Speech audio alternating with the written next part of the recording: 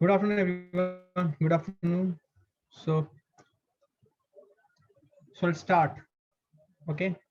So let's start from where we left. अगर आपको याद होगा, हम लोग बात कर रहे थे how to add two vectors by component method. ठीक है.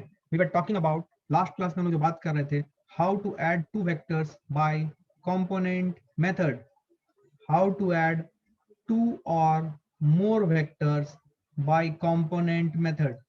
ये जो चीज मैंने बताई थी, कल हम लोग इसके प्रॉब्लम बना रहे थे, तो इसको इसको बेसिकली मैंने डेवलप कैसे किया था। इस कॉन्सेप्ट को मैंने आपको बोला था कि हमारे पास दो वेक्टर को जोड़ने का एक एनालिटिकल मेथड है, जहां पे हम रिजल्टेंट निकालते हैं एक फॉर्मूले से, which is equal to under root of a square plus b square plus 2ab cos theta. याद आ रहा है आपको? और वो जो रिजल्टेंट वेक्टर है उसका एंगल किसी भी एक वेक्टर से कितना होगा वो भी हम निकालते हैं by using that tan alpha वाला फॉर्मूला। याद आ रहा है? लेकिन अगर हमारे पास दो वेक्टर से ज्यादा vector, suppose we need to add 3 vectors 4 vectors and so on and so forth, तो उस केस में अगर हम फॉर्मूला मेथड से जाएं तो it is a very cumbersome task. मैंने ये वर्ड यूज किया था, it is very cumbersome. Cumbersome means it will take a lot of time to do that. तो अगर वो नहीं होना है, if we have to if we have to simplify our calculation and get our answer very fast, तो हम लोगों ने डिसाइड किया कि we will use the component method of addition of vectors। इसका मतलब क्या होगा कि हम सभी वेक्टर को पहले एक ओरिजिन पे ले आएंगे और फिर सभी वेक्टर्स के कंपोनेंट्स निकाल लेंगे, सभी वेक्टर्स के कंपोनेंट्स निकाल लेंगे, और फिर उन कंपोनेंट्स का रिजल्टेंट दो डायरेक्शन में मैक्सिमम हमें मिलेगा, और फिर वो जो दो डायरेक्शन में वेक्टर्स मिले फिर उनको हम लोग basic method of adding of two vectors से सॉल्व करके आंसर ला सकते हैं। ये हम लोगों ने सीखा था। You remember it? You remember it? अभी उसी चीज को यूज करते हैं। let's solve it. Let's do some questions to understand it more better. ध्यान सुनिए। सपोज मैं एक वेक्टर ले रहा हूं इस तरफ,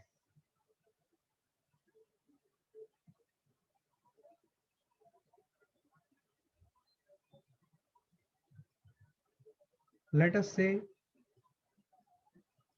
इसकी मैग्नीट्यूड 10 न्यूटन है और इसका ये एंगल 37 डिग्री है। दूसरा एक वेक्टर मैं ले रहा हूं इस तरफ, लेट अस से इसकी जो मैग्नीट्यूड है वो है 20√2 न्यूटन फोर्स है, और इसका जो ये एंगल है ये 45 डिग्री है। और एक वेक्टर मैं ले रहा हूं, late us say this vector, ठीक है, एंड लेट अस से कि इसकी जो मैग्नीट्यूड है वो है 10 न्यूटन। ये तीन वेक्टर्स को मुझे जोड़ना है। मैं आपको एक्सेस पहले ही क्लियरिफाई या क्लियर कर दे रहा हूं। ये मेरा एक्स एक्सेस है, ये मेरा वाई एक्सेस है। ध्यान से देखें, ठीक है। मतलब ये सारे फोर्सेस बॉडी के ऊपर किधर लग रहे हैं? In the horizontal plane. ये एक्स एक्सिस है और ये वाई एक्सिस है। This is what is provided, ठीक है ना। मुझे इन सभी वेक्टर्स का रिजल्टेंट निकालना है या सम निकालना है, ठीक है, बाय कंपोनेंट मेथड। फाइंड, जिस तरीके को बोल रहा हूं उस तरीके को मास्टरी करो पहले। Find the sum of these vectors. तो सम ऑफ द वेक्टर्स, या इसको इसको और रिजल्टेंट भी बोल सकते हैं, दोनों का मतलब सेम होगा। फाइंड द सम और the resultant of the vectors, और एक और हो सकता है और एडिशन ऑफ द वेक्टर्स, ठीक है। इन सभी वेक्टर का सम, रिजल्टेंट या एडिशन निकालना है। निकालो। कंपोनेंट निकाल के करना है। कंपोनेंट किधर निकालेंगे? दो म्यूचुअली परपेंडिकुलर एक्सेस में निकालेंगे। यहाँ पे एक्स और वाई एक्सेस, इसके ऊपर ही हमें सारे कंपोनेंट्स निकालने हैं। क्या आप निकाल पाए सब लोग? 1 मिनट का समय लो, फास्ट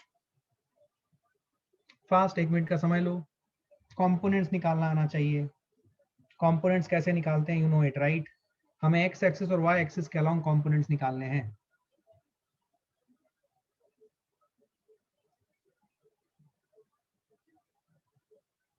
ओके, लेट्स सी। आइए, तो ये रेड कलर के हेड से मैंने एक परपेंडिकुलर खींचा है एक्स एक्सिस पे और एक परपेंडिकुलर खींचा है वाई एक्सिस पे। ध्यान से देखना, ये वाला जो लेंथ है, ये वाला लेंथ कितना आएगा बोलो? और ये वाला जो लेंथ आएगा ये वाला, ये लेंथ कितना आएगा बोलो, जल्दी बोलो, ये सब खटाखट होना चाहिए। ये वाला जो लेंथ आएगा ये आ जाएगा 10 cos 37, cos 37 की वैल्यू आती है 4/5, तो it will be 8 Newton. I hope everybody is getting it. और ये वाला जो कंपोनेंट आएगा it will be 10 sin 37 degree, जो कि इधर आ जाएगा वेक्टर। अगर हम कंपोनेंट को वेक्टर फॉर्म में लिखें तो इधर आ जाएगा ये, इसकी मैग्नीट्यूड और इसकी मैग्नीट्यूड सेम होगी। ये कितनी आ जाएगी 10 sin 37, 10 into 3/5। सब लोग मेरे साथ साथ कैलकुलेशन करते रहो। ये आ गया 6 Newton. I hope everybody is getting it. ये 6 न्यूटन आ गई, ये वाली 6 न्यूटन आ गई। अब सुनना यहाँ पे ध्यान से, ये वेक्टर 6 न्यूटन की है और ये वेक्टर 8 न्यूटन की है। ठीक है, ये आ गई, ये दो वेक्टर्स हमने जोड़ दिए, इस तरफ एक वाई एक्सिस की तरफ है और एक्सिस की तरफ। अब सुनना, इसको मुझे कैंसिल करना है। ये मैंने कल भी बताया था, फिर से मैं रिपीट कर रहा हूं। देखो, जब मैंने एक वेक्टर के कंपोनेंट्स ले लिए, जब मैंने एक वेक्टर के कंपोनेंट्स ले लिए, फील कीजिएगा, जब मैंने एक वेक्टर के कंपोनेंट्स ले लिए, तो वो कंपोनेंट वही इफेक्ट प्रोड्यूस करेगी जो ओरिजिनल वेक्टर प्रोड्यूस कर रही थी। तो ओरिजिनल वेक्टर को हटा के उनके कंपोनेंट से हम उसे रिप्लेस कर दें। दोनों को रखेंगे तो डबल काउंटिंग होगी। ये वर्ड मैंने लास्ट क्लास में यूज किया था। Did you get a feel of it? ये जो रेड कलर का वेक्टर था, इसको अगर मैं एक 8 न्यूटन का वेक्टर अलोंग एक्स एक्सिस और एक 6 न्यूटन का वेक्टर अलोंग वाई एक्सिस से रिप्लेस करूं, it will produce the same effect as the 10 newton vector at an angle of 37 degree to the horizontal. जो इफेक्ट प्रोड्यूस कर रहा है, सेम इफेक्ट प्रोड्यूस करेगा 6 न्यूटन वाला vector along Y axis and 10 newton वाला vector, 8 newton वाला vector along X axis. Did you understand it? ऐसा क्यों बोल रहे हैं सर आप? क्योंकि अगर आप ये वाला ट्रायंगल देखो, फील करना ओ, ये सब चीजें छोटी छोटी बातें हैं लेकिन ये आपको फील आनी चाहिए। ये ट्रायंगल देखो ओ ए बी, अगर आप ध्यान से देखोगे, ये वाले वेक्टर को आप इधर मूव करा सकते हो और ट्रायंगल रूल यूज कर सकते हो। क्या आपको फील आ रही है? तो ट्रायंगल रूल अगर यूज करोगे आप, क्या आपको दिख रहा है कि ये 8 न्यूटन का vector along X axis and this 6 newton का वेक्टर अलोंग वाई एक्सिस, इन दोनों का सम होगा 10 न्यूटन के वेक्टर के बराबर। मतलब 10 न्यूटन जो इन्फ्लुएंस क्रिएट करेगा किसी बॉडी के ऊपर, वो सेम इन्फ्लुएंस क्रिएट करेगा ये 8 न्यूटन प्लस 6 न्यूटन वाले वेक्टर्स मिलके। क्या क्लियर है ये? तो 10 न्यूटन को हटा देना है, उसकी जगह पे 8 न्यूटन और 6 न्यूटन रखना है। क्या क्लियर है ये? इसीलिए मैंने 10 न्यूटन के ऊपर डबल क्रॉस मारा है। क्या क्लियर है ये सबको? Everyone, I hope you understood it, right? ठीक, अब देखो, ये 10 न्यूटन वाला जो ग्रीन कलर का वेक्टर है, ये वाई एक्सिस के अलोंग है, इसको मुझे रिजोल्व करने की जरूरत नहीं है या कंपोनेंट निकालने की जरूरत नहीं है। ये 10 न्यूटन अलोंग वाई एक्सिस है। अब ये जो 20√2 न्यूटन जो ब्लू कलर वाला है, उसके कंपोनेंट निकालने हैं मुझे। ठीक है, उसके कंपोनेंट निकालने हैं मुझे।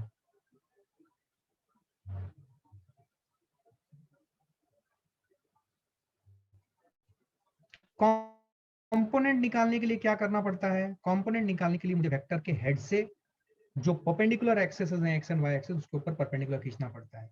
फिर मैंने क्या समझाया था, जो एक्सेस के जो ये 45 डिग्री ये जो एंगल है, ये जिस एक्सेस के करीब है वो वाली लेंथ कितनी हो जाएगी? ये वाली लेंथ हो जाएगी, याद करो, ये वाली लेंथ हो जाएगी 20√2 cos 45 डिग्री। 20√2 cos 45 डिग्री मतलब cos 45 डिग्री की वैल्यू 1/√2 होती है। ये √2 कैंसिल करो, ये 20 न्यूटन आएगी। क्या मेरी बात समझ में आ रही है? ये √2 कैंसिल करो, ये 20 न्यूटन आएगी। एंड ये वाला जो कंपोनेंट है, ये वर्टिकल वाला, इसको देखो ध्यान से,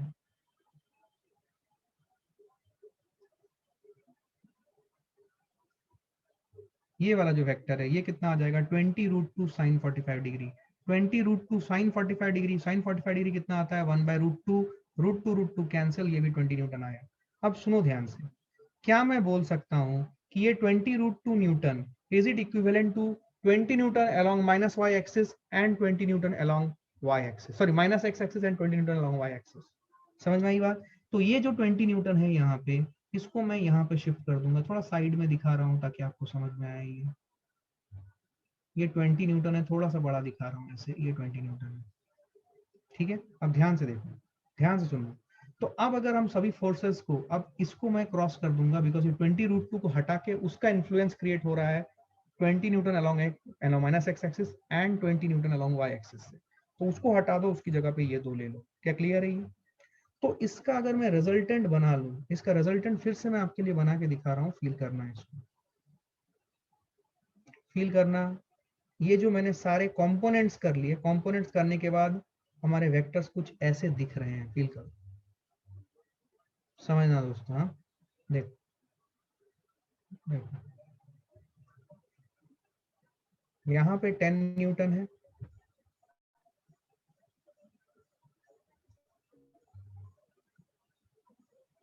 ये 10 न्यूटन का है। फिर एक इसी डायरेक्शन में है 6 न्यूटन का।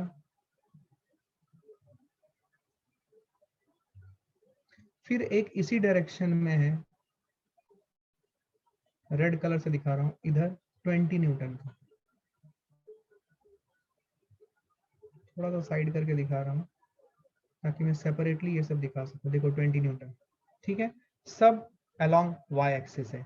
अलोंग एक्स एक्सिस क्या हो जाएगा, देखो इस साइड में है नेगेटिव एक्स एक्सिस है 20 न्यूटन, चमक रहा है। नेगेटिव एक्स एक्सिस में है 20 न्यूटन, क्या चमक रहा है, ठीक है।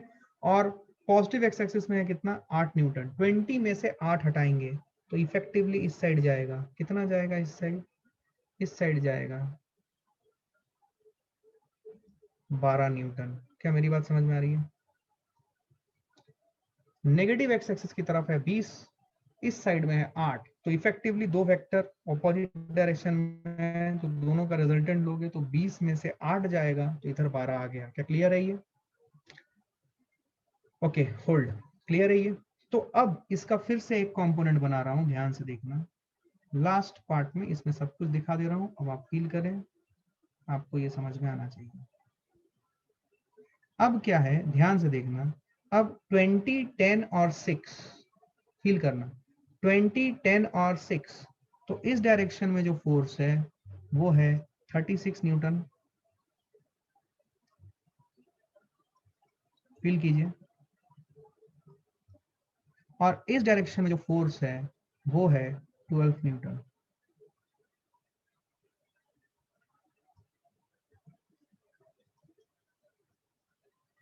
तो इनका जो रिजल्टेंट होगा, इनका रिजल्टेंट हम निकालेंगे तो इनका रिजल्टेंट ऐसा होगा, देखो ध्यान से। ये पैरेललोग्राम रूल के हिसाब से इनका रिजल्टेंट ऐसा जाएगा। क्या क्लियर है ये? ध्यान से देखो। और ये कितना होगा, ये रिजल्टेंट कितना होगा, अंडर रूट ऑफ 36 का स्क्वायर प्लस 12 का स्क्वायर। क्या मेरी बात समझ में आई है? अंडर रूट ऑफ 36 का स्क्वायर प्लस 12 का स्क्वायर। क्या क्लियर है? समझ में आई बात? सो 36 का स्क्वायर कितना होता है ये आप निकाल लीजिए, 12 का स्क्वायर कितना होता है ये आप निकाल लीजिए। आपका आंसर ये आना चाहिए, चेक करो, ये कोई बोल रहा है 1440 आ रहा है। So this is what is your magnitude. और डायरेक्शन कैसे निकालोगे, डायरेक्शन ये वाला निकालो। कितना एंगल बना रहा है ये, सपोज इट इज अल्फा, कितना एंगल बना रहा है पॉजिटिव या negative direction of x axis से, ये अल्फा कितना है। तो tan अल्फा अगर निकालना है तो ये वाला ट्रायंगल देखना पड़ेगा। Suppose this is O, this is A, this is B। तो ट्रायंगल OAB में tan अल्फा निकालोगे तो परपेंडिकुलर बाय बेस, परपेंडिकुलर है 36, बेस है 12, परपेंडिकुलर है 36, बेस है 12। So it is tan alpha is equal to 3, जो कि स्टैंडर्ड वैल्यू नहीं है तो आपको ऐसे ही रखना पड़ेगा। tan अल्फा की वैल्यू 3 आ रही है तो उससे अल्फा की वैल्यू निकालेंगे, वो स्टैंडर्ड वैल्यू नहीं है तो कोई घबराने वाली बात नहीं है, इसी फॉर्मेट में आपका आंसर रहेगा। क्या क्लियर है ये? अभी देखो यहाँ पे बहुत से बच्चे बोल रहे हैं सर ये कैसे, sir I don't understand why 12 Newton. देखो इस साइड में कितना है, नेगेटिव एक्स एक्सिस में कितना है, नेगेटिव एक्स एक्सिस में कितना है, जल्दी बोलो। नेगेटिव एक्स एक्सिस में कितना है 20, और पॉजिटिव एक्स एक्सिस में कितना है 8। तो ये दोनों अपोजिट डायरेक्शन में है ना, तो 20 इधर है 8 इधर है, तो इफेक्टिवली कितना बचा, इधर 8 इधर 20, इफेक्टिवली कितना बचा, इस साइड में 12, क्योंकि 8 और 20 एक दूसरे का अपोजिट डायरेक्शन में है। यस, सिंपल, कोई दिक्कत कोई कंफ्यूजन नहीं है, क्लियर है ये? Did you understand this? This is known as component method of addition of vectors. अब लॉजिकली सोचो, इसी चीज को अगर मैं आपको सॉल्व करने के लिए बोलता by using the analytical method के under root of a square plus b square 2ab cos theta, it would have been very difficult. It would have been very difficult. Why it would have been difficult? because क्यों ये difficult होता, ये इसलिए difficult होता क्योंकि आपको दो vector जोड़ने पड़ते, उनका रिजल्ट निकालना पड़ता, वो रिजल्टेंट कितने एंगल पे जा रहा है एक वेक्टर से वो निकालना पड़ता, फिर उसको जोड़ना पड़ता, ये सब तामझाम करना पड़ता।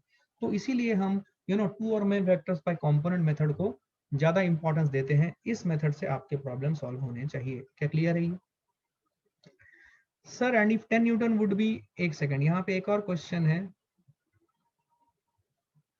एक सेकंड।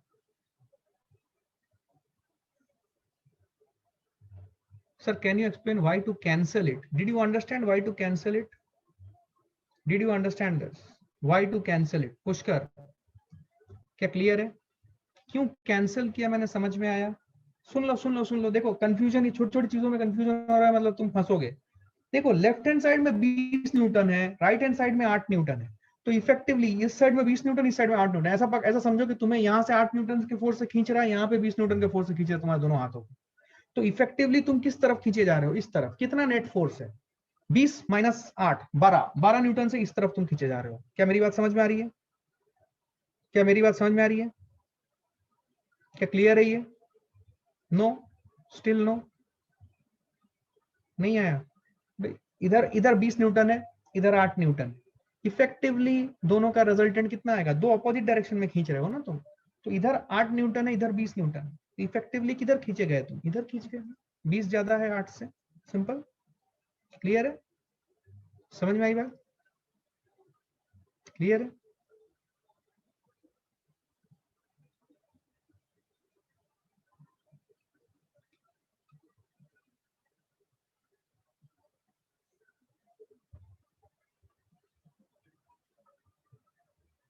क्लियर है? ओके, एक और सवाल बनाओ, उसका प्रैक्टिस करो एक बार। घबराओ मत, आसान है, जैसा बोल रहा हूं वैसे सोचो। Sir what is direction? I will talk, just hold. Direction मैंने ऑलरेडी बता दिया है। डायरेक्शन है, आपने एंगल बताया। डायरेक्शन देने के दो तरीके होते हैं। एक आपने एंगल दे दिया, देखो tan अल्फा 3, तो alpha negative direction of x axis से कितना एंगल बनाना है, वो एंगल आपने दे दिया tan अल्फा इक्वल टू 3। तो अल्फा एंगल आपको निकालना है, बट वो नॉन स्टैंडर्ड वैल्यू है, वो स्टैंडर्ड वैल्यूज नहीं है ट्रिग्नोमेट्री के, राइट? कि tan अल्फा इक्वल टू 3 की वैल्यू आपको याद नहीं है, you do not know it's value, आपको ट्रिग्नोमेट्रिक टेबल देखना पड़ेगा। तो ये हम प्रैक्टिस के लिए ले रहे हैं, तो हम ऐसे वैल्यूज ला रहे हैं, वैसे एग्जाम में ऐसे वैल्यूज नहीं आएंगे। क्लियर है? ओके, चलिए एक सवाल लेता हूं मैं यहाँ पे, ध्यान से देखना। सपोज मैंने एक फोर्स लगाया ऐसे, ठीक है, एक फोर्स लगाया ऐसे,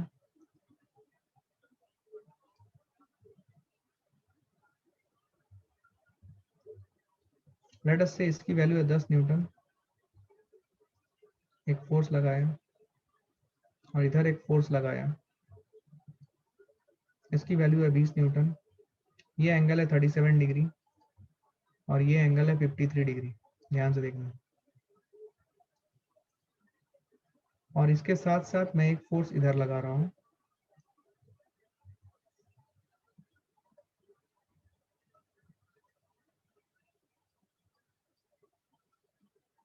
ठीक है, 5 न्यूटन की। आपको नेट फोर्स निकालना है, नेट फोर्स की मैग्नीट्यूड एंड डायरेक्शन।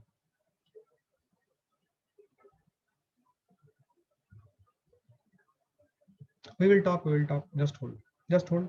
इसमें आप बताओ कि आपका resultant of all these vectors, इन सभी वेक्टर्स का रिजल्टेंट क्या आएगा? रिजल्टेंट मतलब इन सभी का एडिशन क्या आएगा, ये आपको बताना है। बता सकते हो आप?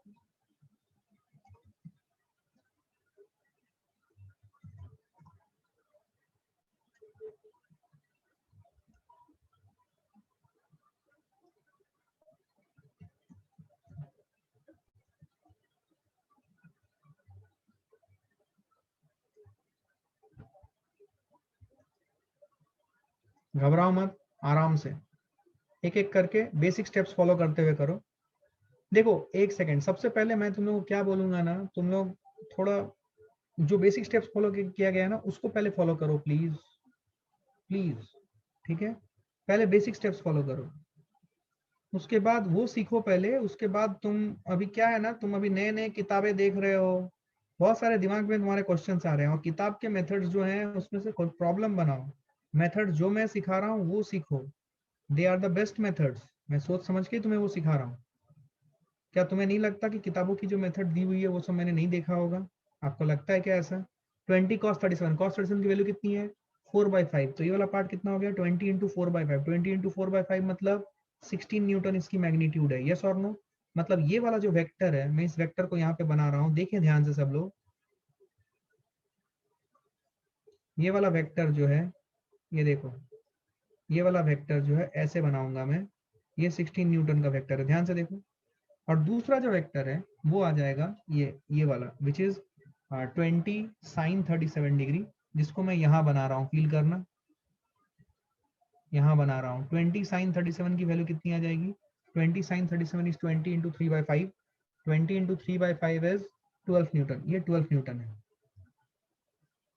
एक्चुअली इसको थोड़ा मुझे छोटा बनाना चाहिए था, 5 न्यूटन इससे बहुत छोटा होगा। एक सेकंड होल्ड करना दोस्त।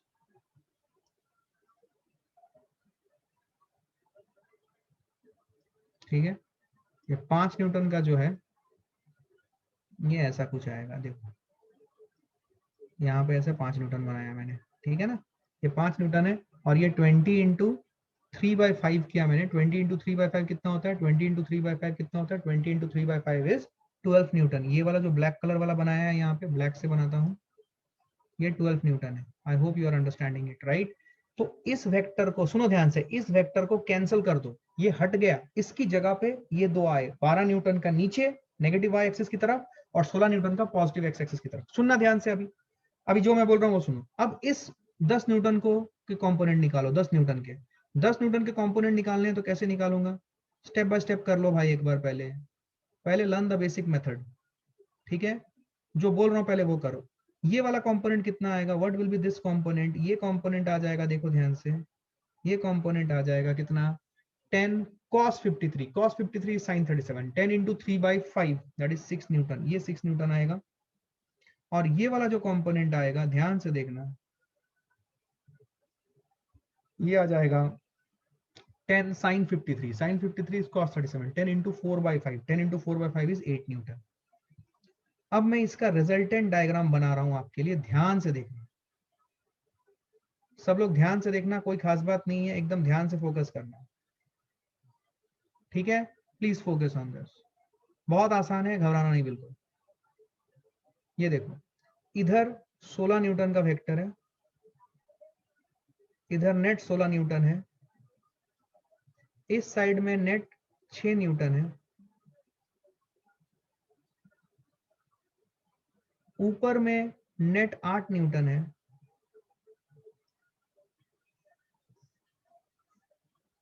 और नीचे में नेट 17 न्यूटन है। क्या आपको समझ में आया? ये सब मैंने इस तरीके से अलग अलग जगह पे अलग अलग कंपोनेंट, सॉरी अलग अलग डायरेक्शन पे, अलग अलग डायरेक्शन मतलब दो म्यूचुअली परपेंडिकुलर डायरेक्शन में मैंने सारे फोर्सेस को रिजॉल्व कर दिए। Yes, good. क्या यहां तक सबको समझ में आ गया है? भाई साहब, मैं हर एक बच्चे के लिए बात कर रहा हूं, क्या सबको समझ में आया है? मुझे जल्दी से फटाक से बोलो, क्योंकि मेरे जो अभी मुझे जो स्टेप अभी बताना है, प्लीज उसे पहले मास्टरी करो। आपको प्रॉब्लम जब दिया जाएगा तब आपके इंटेलिजेंसी लेवल चेक हो जाएगी, चिंता ना करें प्लीज। अभी बेसिक्स के ऊपर स्टिक करें और बेसिक्स क्लियर करें प्लीज। ठीक, ये सबको समझ में आया? अब इसका रिजल्टेंट फाइनल मैं यहां पे बना रहा हूं, देख फील कर।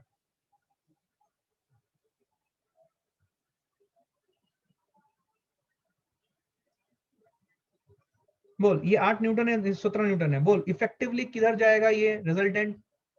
इफेक्टिवली ये रिजल्टेंट किधर जाएगा? क्या ये रिजल्टेंट जाएगा इस तरफ? ये मैं फिर से बोल रहा हूं, सब लोग बोले आपको समझ में आया कि नहीं? अब देखना, बोलना 17 newton negative Y axis, 8 newton positive Y axis, resultant कितना आएगा? सुजीत, तूने एक बहुत ही अच्छा सवाल पूछा था, क्या तेरे को क्लियर है कि इसका रिजल्टेंट आएगा 9 newton towards negative Y axis? बोल हाँ या ना। Sujeet ji, did you understood what I said? क्या तेरे को समझ में आया? अच्छे से देख के बोल। 17 newton negative Y axis, 8 newton positive Y axis. Pushkar Sachdev, 17 newton नीचे, 8 न्यूटन ऊपर, इफेक्टिव कितना आया? बोल। 9 न्यूटन नीचे, क्या चमका है ये? Everyone, 16 Newton positive x axis, 6 Newton negative x axis. तो इफेक्टिव किधर जाएगा? इफेक्टिव किधर जाएगा? ये सब चीजें आपको बार बार करने की जरूरत पड़ेगी। इफेक्टिव क्लियर है? ये कोई दिक्कत नहीं है? सुजीत क्लियर है कि नहीं? बोल जल्दी। 16 और 6 इधर कितना गया? बोल।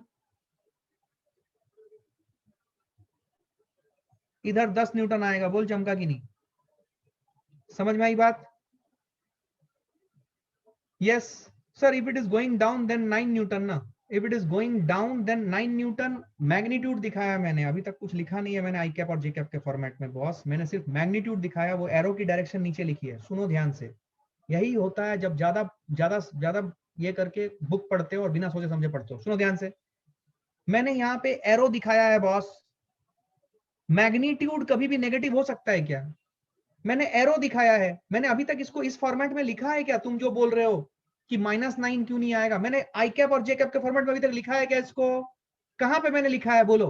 तुम सुन ही नहीं रहे हो मेरी बात। और फिर एग्जाम में क्वेश्चन आ जाएगा, तुम बोलोगे कि सर मैंने तो ठीक किया था, मेरा गलत हो गया। कैसे गलत नहीं होगा? तुम सुनते ही नहीं हो।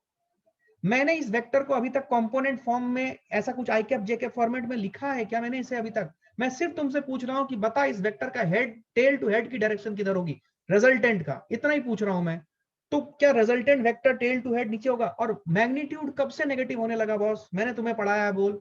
क्या मैग्नीट्यूड कभी भी नेगेटिव हो सकता है? कभी नहीं हो सकता नेगेटिव मैग्नीट्यूड। अगर नेगेटिव आ रहा है मतलब वो एक वेक्टर है, उसमें नेगेटिव साइन दर्शा रहा है। यस और नो? क्या हमें फील आती है चीजों की basic? Yes or no? -9 Newton will give you the sense of direction. Please, please, please. Magnitude can never be -9 Newton, boss. अरे यार, गायब हो गए भाई। समझा?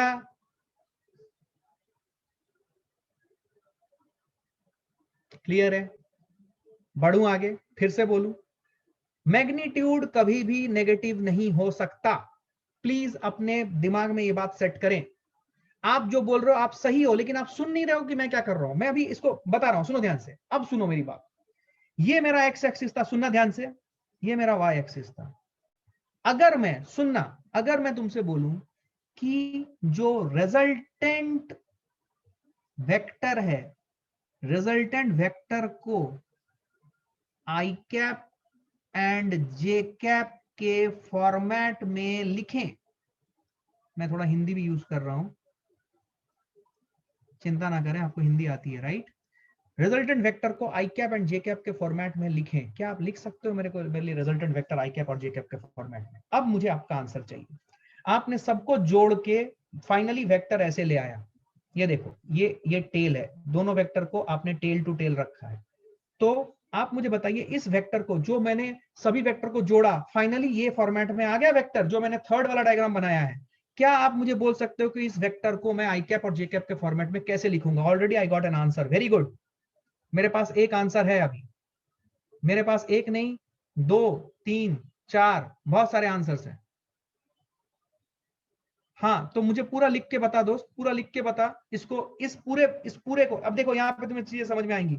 इसको मुझे, जो मैंने कितने वेक्टर का सम किए थे, देख, एक ऑरेंज कलर वाला वेक्टर, एक रेड कलर वाला वेक्टर, एक ग्रीन कलर वाला वेक्टर, इन तीनों वेक्टर का सम किया। तो सम करने के बाद जो मेरा रिजल्टेंट वेक्टर आया, उसको मुझे आई कैप और जे कैप के फॉर्मेट में लिखना है। लिख के बता। सब लोग लिख रहे हैं, सुनो ध्यान से। ये जो 10 न्यूटन है, सुनना, ये 10 न्यूटन मैग्नीट्यूड है दोस्त। टेल टू हेड का डायरेक्शन देख, क्या ये पॉजिटिव एक्स एक्सिस की तरफ है? तो क्या लिखूं, बोलना। देखो, मैं बच्चों का नाम इसलिए ले रहा हूं क्योंकि कुछ बच्चे लेट ज्वाइन किए हैं, उनको दिक्कत हो सकती है। It's not a big deal. मैं ऑलरेडी बोल चुका हूं कि मैं आपको सेपरेटली आपसे बात करूंगा, आपको सेपरेटली बुला के वो चीजें करवाई जाएंगी। Do not worry. इसके बाद 3 दिन के बाद एक नया चैप्टर स्टार्ट होगा जिसका नाम है differentiation. I want all of you to focus on that chapter. ये जिसमें, इसमें जो भी मिसिंग आउट हुआ होगा, वो मिसिंग आउट चीजें आपको सेपरेटली बुला के संडेज में कराई जाएंगी, चिंता ना करें। ठीक है, अभी फोकस करें जो आने वाला चैप्टर है उसके ऊपर भी, वो भी इंपॉर्टेंट है। सुने ध्यान से। देखो, ये 10 न्यूटन जो है, उसका टेल टू हेड का डायरेक्शन पॉजिटिव एक्सेस की तरफ है, तो ये आ गया 10 आई कैप। प्लस ये जो 9 न्यूटन है, अच्छा ये 9 न्यूटन, न्यूटन लिखना भूल गया था मैं, न्यूटन लिखा। क्या ये समझ में आ रहा है? एकदम प्रॉपर फॉर्मेट में मैंने लिखा है कंप्लीट वेक्टर को। देखो ध्यान से, ये जो वेक्टर है, क्या मैंने इस वेक्टर को कंप्लीटली लिख दिया? इस वेक्टर को बोलो 10 न्यूटन प्लस आई कैप प्लस 9 न्यूटन, फील करें, 9 Newton into minus J cap. क्या मेरी बात समझ में आ रही है? क्या मैंने ये वाले वेक्टर को, अभी दूसरे वेक्टर को कंप्लीटली लिख दिया? टेल टू हेड की डायरेक्शन देखो नेगेटिव वाई एक्सिस की तरफ है, नेगेटिव वाई एक्सिस की तरफ मतलब minus J cap, minus J cap मतलब 9 Newton into minus J cap. ध्यान से देखना, क्या मैंने सारे जो बेसिक कॉन्सेप्ट है सबको फॉलो किया है? मैग्नीट्यूड का हमेशा एक यूनिट होता है, देख 9 न्यूटन लिखा है। डायरेक्शन जो होता है एक्स और वाई एक्सिस की तरफ I cap J cap K cap, और negative X Y and Z axis की तरफ minus I cap minus J cap minus K cap. क्या चमका है? बोल हाँ या? क्या बात समझ आई है? I hope everybody is understanding. सबको एकदम कंसेप्चुअल क्लैरिटी है, क्लियर है ये? अब देख, अब मजा देख, सुनना ध्यान से।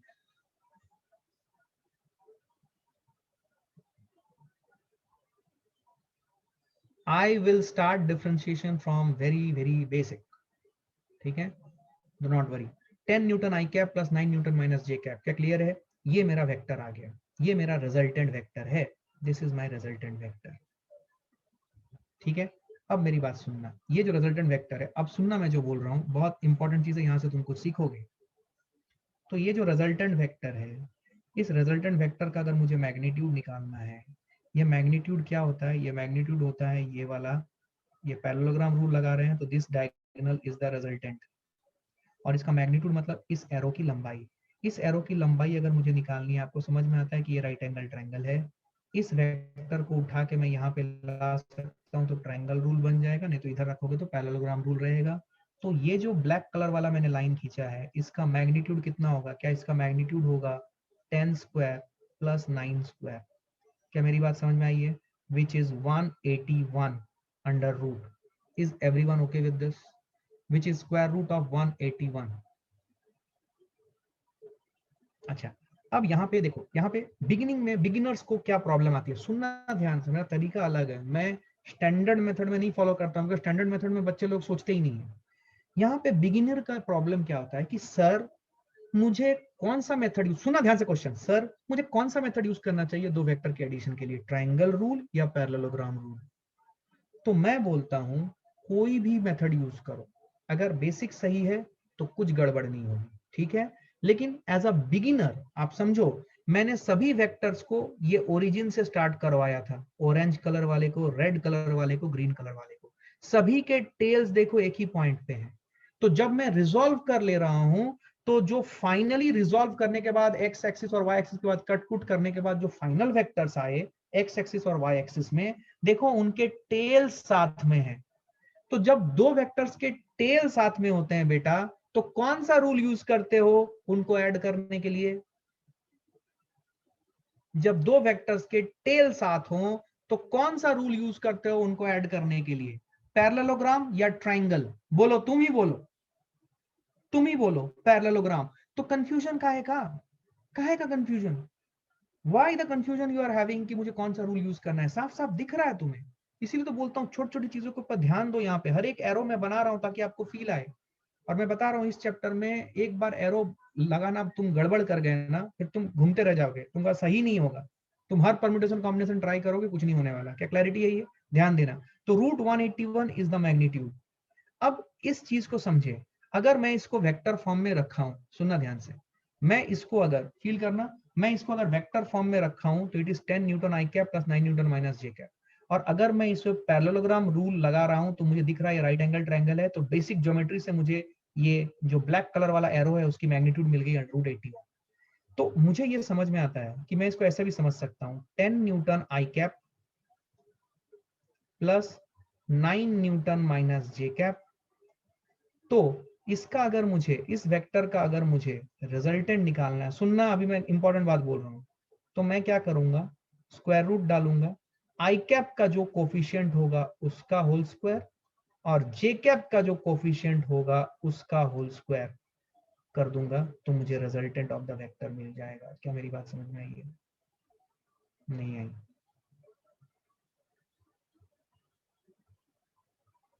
क्या मेरी बात समझ में आ रही है?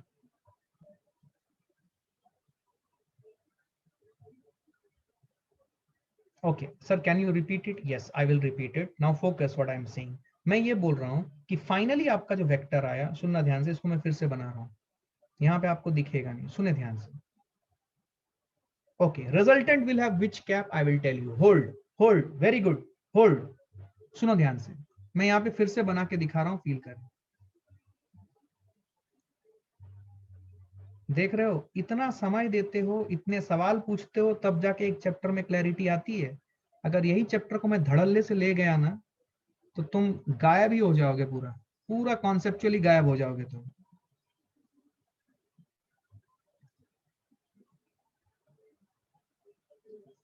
यहाँ पे कितना था बोल यार, ये 10 न्यूटन ना। तो ये मेरा जो वेक्टर है, ये आई कैप है इस तरफ, तो ये मेरा वेक्टर हो जाएगा 10 newton I cap. Do you all agree? और जो दूसरा वेक्टर है मेरा, ये देख, ये है 9 न्यूटन नीचे, तो ये वेक्टर मेरा ऐसे अरेंज्ड है, फील कीजिएगा,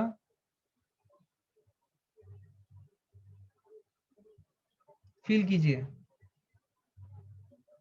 ये आ गया 9 न्यूटन। फील करना, क्या ये माइनस जे कैप में लिखूं? तुम बोलोगे। अब इन दोनों का मुझे रिजल्टेंट खींचना है, तो मैं क्या बोल रहा हूं, जो रिजल्टेंट वेक्टर आएगी वो आएगी 10 newton I cap plus 9 Newton minus J cap.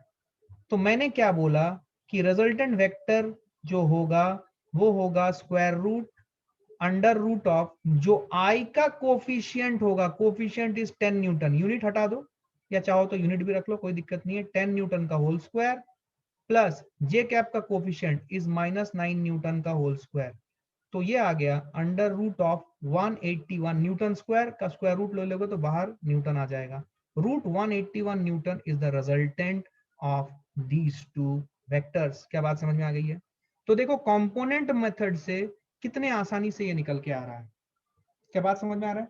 Component method से रिजल्टेंट भी आपने निकाल लिया, रिजल्टेंट का फिजिकल फॉर्म में भी आपने देख लिया, ठीक है। हाँ, सुनो सुनो सुनो, रिजल्टेंट का फिजिकल फॉर्म भी आपने देख लिया। फिजिकल फॉर्म क्या है? फिजिकल फॉर्म है ये वेक्टर। फिजिकल फॉर्म मतलब इस वेक्टर को बनाना है, तो physical form of the vector भी आपने देख लिया, which is something like this. Feel करें,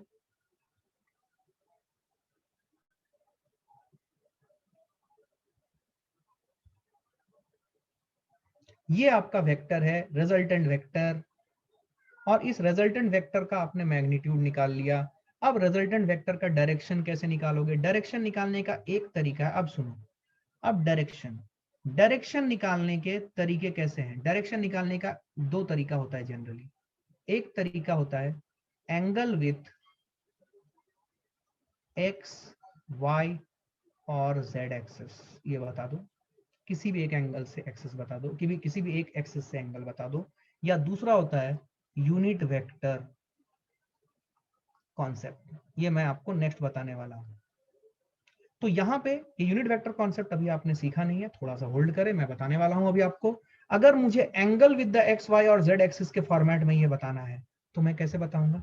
सपोज मैं बोलना चाहता हूं angle with the X axis, तो angle with the X axis में कैसे बताऊं? tan theta will be equal to perpendicular. Feel करें, क्या ये 90 डिग्री राइट एंगल ट्रायंगल है?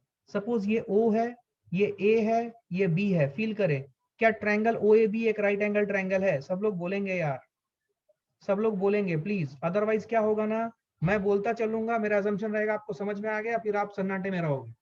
पुष्कर, तेरे को समझ में आया क्या दोस्त? Rucha, did you understand? Ananya, did you understand? Amrita, did you understand? Sakshi, did you understand? Please respond. नाम ले लेके पूछ रहा हूं दोस्त। सार्थक, सबको समझ में आ रहा है? नाम ले लेके पूछ रहा हूं। I want your response because that would help me to decide the pace of the class. And फिर से बोल रहा हूं, ये चैप्टर सुपर डुपर इंपॉर्टेंट है, इसको हल्के में बिल्कुल ना ले। ये हल्के में लिए किनेमेटिक्स में सीधा गायब हो जाओगे तुम। समझ में आ रहा है? सीधा गायब, कुछ समझ ही नहीं आएगा। तो एकदम हल्के में ना लें, be very serious about this thing. छोटी छोटी बातें हैं लेकिन समझ में आनी चाहिए। अब सुन ध्यान से, ट्रायंगल OAB एक राइट एंगल ट्रायंगल है, tan थीटा करेगा तो परपेंडिकुलर बेस आएगा। बोल परपेंडिकुलर कितना है? परपेंडिकुलर है ये वाला वेक्टर, ये देख। क्या इस वेक्टर को उठा के अगर मैं इस लाइन पैरेलल सपोर्ट के ऊपर डाल दूं तो क्या ये वेक्टर एग्जैक्टली इस AB रीजन में फिट हो जाएगा? क्या आपको फील आ रहा है? क्या AB लेंथ में ये वेक्टर एग्जैक्टली फिट हो जाएगा? क्या सबको समझ में आ रहा है जो मैंने बोला? आया? तो tan theta equal to perpendicular, perpendicular की लेंथ कितनी है? 9। बेस कितनी है? बेस है 10। तो tan थीटा 9/10 आया। ये नॉन स्टैंडर्ड वैल्यू है। यहाँ पे मैं कुछ आपको सिखा रहा हूँ, सुने ध्यान से।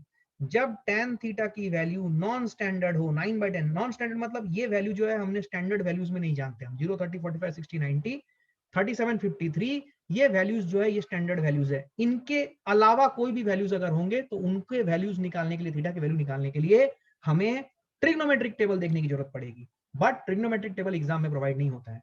तो इसीलिए थीटा निकालते हैं कैसे, सुने ध्यान से। थीटा निकालने का तरीका होता है tan इनवर्स 9/10। tan इनवर्स 9/10 आपको एक एंगल देता है। tan ऑफ एन एंगल आपको एक वैल्यू देता है और tan inverse of A value आपको एक एंगल देता है। मैं यहां पे लिखता हूं, tan एंगल का एक वैल्यू देता है और tan इनवर्स वैल्यू का एक एंगल देता है। क्या मेरी बात समझ में आ रही है? तो जब मैं tan इनवर्स 9/10 करूंगा तो मुझे एक एंगल मिलेगी, दैट इज थीटा। और ये थीटा मैं बता सकता हूं from my diagram that is in the which direction, it is in the south east direction की तरफ है, मतलब ईस्टर्न साइड से साउथ की तरफ है, at an angle of tan inverse 9/10।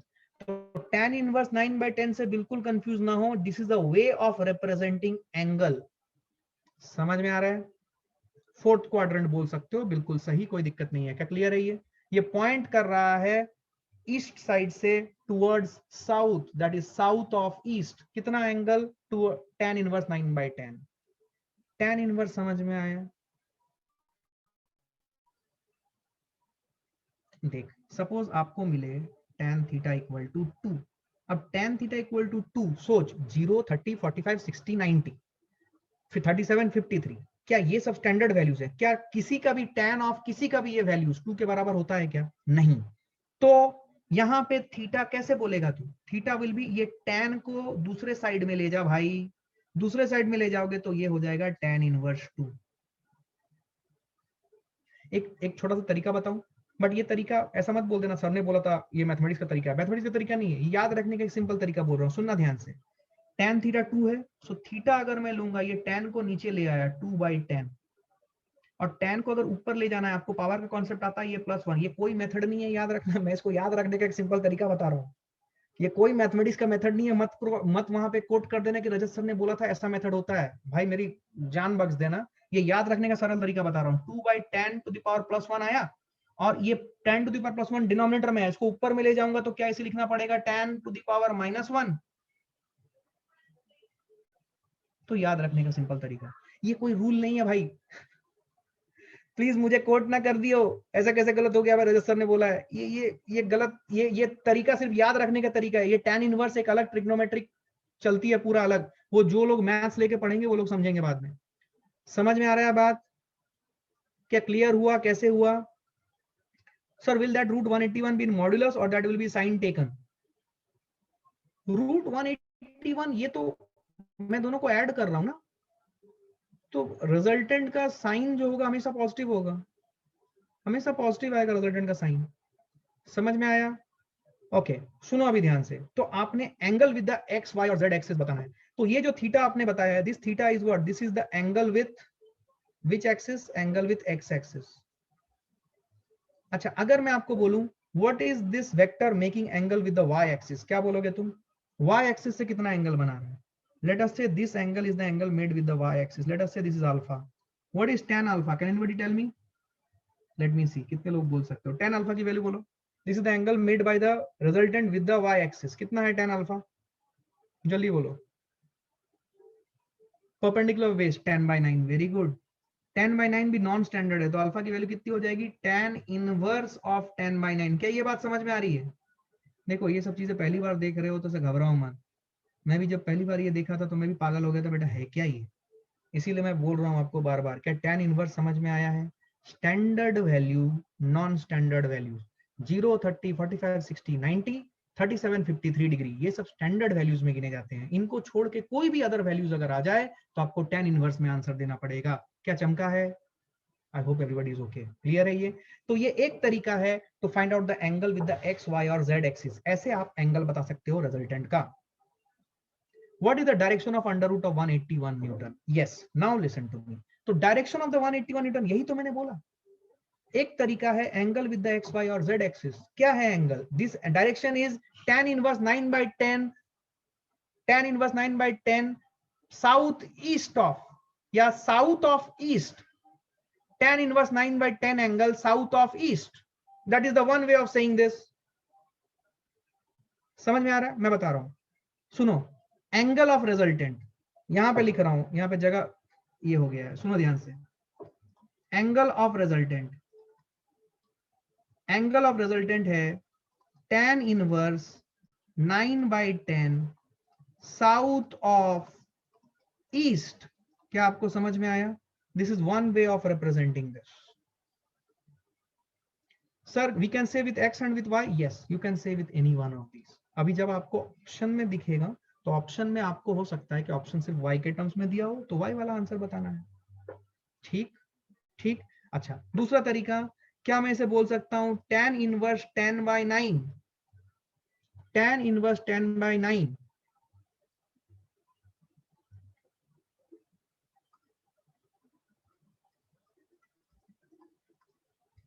East of south. ये देखो, ये जो एंगल है क्या साउथ से ईस्ट की तरफ है, तो ईस्ट ऑफ साउथ। क्या आपको ये समझ में आया? ये आपने ज्योग्राफी में पढ़ा हुआ है, बेसिक याद करो। ईस्ट ऑफ साउथ, क्या क्लैरिटी है? This is one way of representing angle, one way. Another way I have not yet talked about, that is the unit vector concept. I will talk about it. क्या आपको clarity है? क्या आपको ऐसे कोई भी रिजल्टेंट दे दिया जाए, 3 वेक्टर, 4 वेक्टर, 10 वेक्टर, 15 वेक्टर, क्या सभी का रिजल्टेंट तुम निकाल सकते हो? बोलो हाँ या ना, बोलो हाँ या ना, निकाल सकते हो? अच्छा कभी कभी क्या होगा, सुनना ध्यान से, कभी कभी क्या होगा कि हो सकता है कि आपके जो वेक्टर्स हैं वो सब एक जगह पे ना हो। सुने ध्यान से, देखो कभी कभी क्या होगा, आपके वेक्टर्स मान लो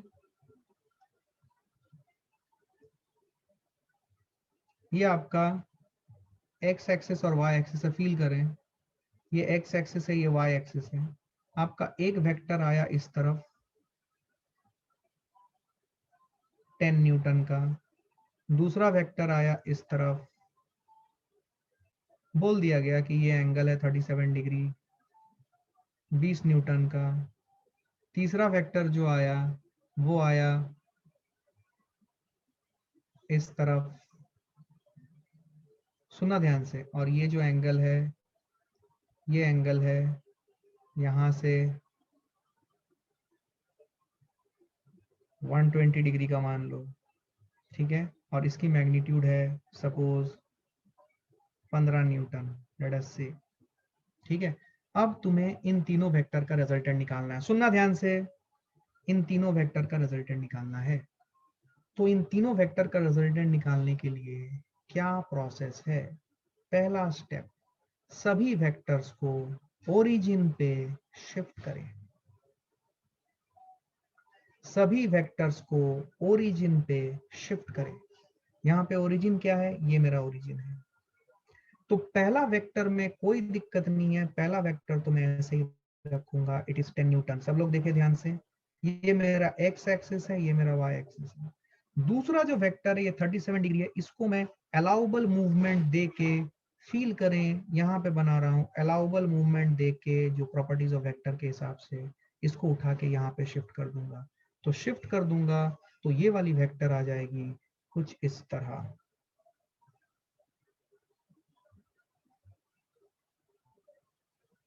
ये 20 न्यूटन है और ये एंगल कितना है, ये 37 डिग्री है। क्या मेरी बात समझ में आ रही है?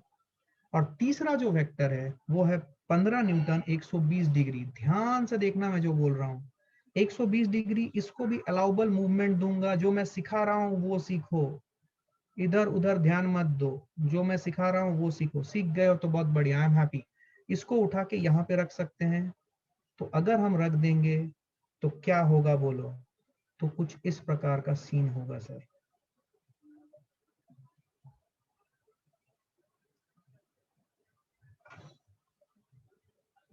ये है 15 न्यूटन और ये जो एंगल है ये पूरा एंगल है 120 डिग्री, मतलब ये जो एंगल है ये है 60 डिग्री। क्या तुम एग्री करते हो? 60 डिग्री जो मैंने लिखा है इट इज करेक्ट? क्या तुम एग्री करते हो?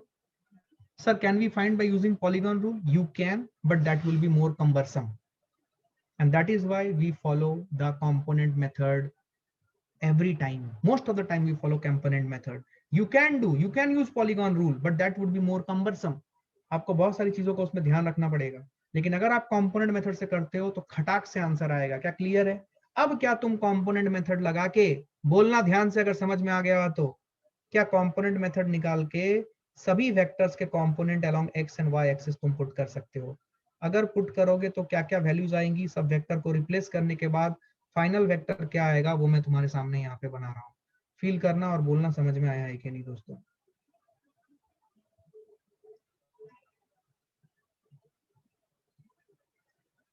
बोलना, ठीक है। आओ चलो, ये 10 न्यूटन में कोई फर्क नहीं पड़ेगा सर, 10 न्यूटन का तो वही रख दो, छोड़ दो आप, उसके बारे में वरी करने की जरूरत नहीं है, ठीक है। रख दिया 10 न्यूटन इधर। अब ये जो 20 न्यूटन है, 20 cos 37, cos 37 इज, मैं ओरली कर रहा हूँ, cos 37 is 4/5, 20 into 4/5 is 16 Newton. ठीक है, ठीक है, अभी मैं उसमें कुछ नहीं कर सकता हूँ, मैं आपके सामने क्वेश्चंस बना रहा हूँ, तो मैं उसमें कुछ भी नहीं कर सकूंगा अभी, अगर डेसिमल में आ रहा है तो।